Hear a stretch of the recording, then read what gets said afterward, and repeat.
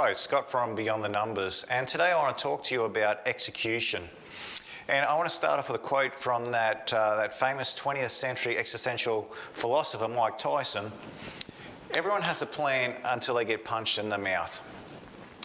And so what he's talking about like that is we have a great strategy and we've done all the work, but as soon as we get out there and we start doing something comes out of left field and hits us in the face that we aren't expecting. How often does that happen?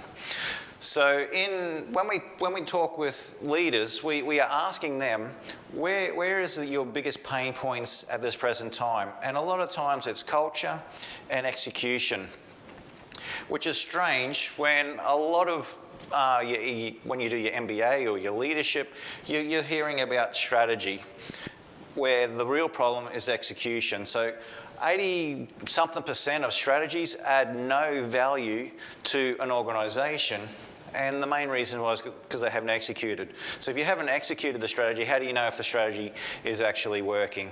So I just want to talk about 3 ways that you can improve your execution today.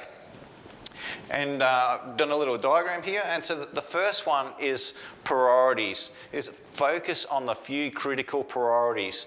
So the more that you focus, the more priorities that you have, the less effective that you become. So basically, if you focus all your energy onto 1 or 2 priorities, you're going to have greater energy, and you're going to cause, you're going to ignite results. So it's like using a magnifying glass. So when you've got the sun beaming down, and if you focus all the sun's rays into one point, you're going to get a fire. And that's the same with priorities. The other thing another reason why you want to do priorities is businesses with the fewer strategic priorities have the greatest growth. So basically, do you want to make more money? Do less.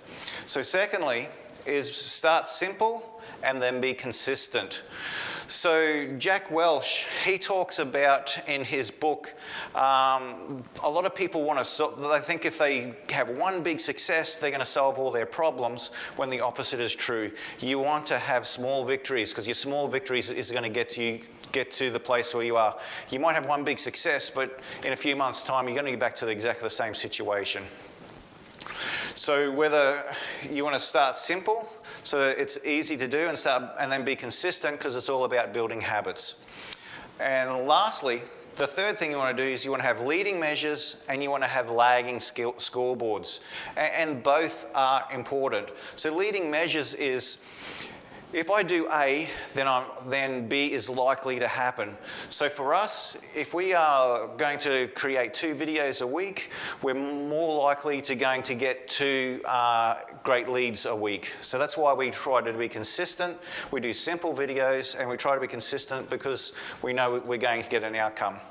Lagging scoreboards, they're just as important, because you need to know if you're heading in the right direction. So whether it's your profit and loss, whatever you're using as your scoreboard, because what you focus on and what you measure gets better. And so there's an example in basketball, in the NBA and in college basketball. Teams that are down by 1 point at a half time are more likely to actually win the game, and that's because they've got their eye on the scoreboard.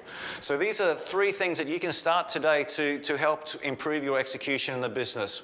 So you want to have fewer priorities, you want to start simple and be consistent, and you want to have leading measures and a lagging scoreboard, so you're heading towards the goal and being accurate in your execution, so you know whether your strategy is working. Thank you very much, and I'll see you next time.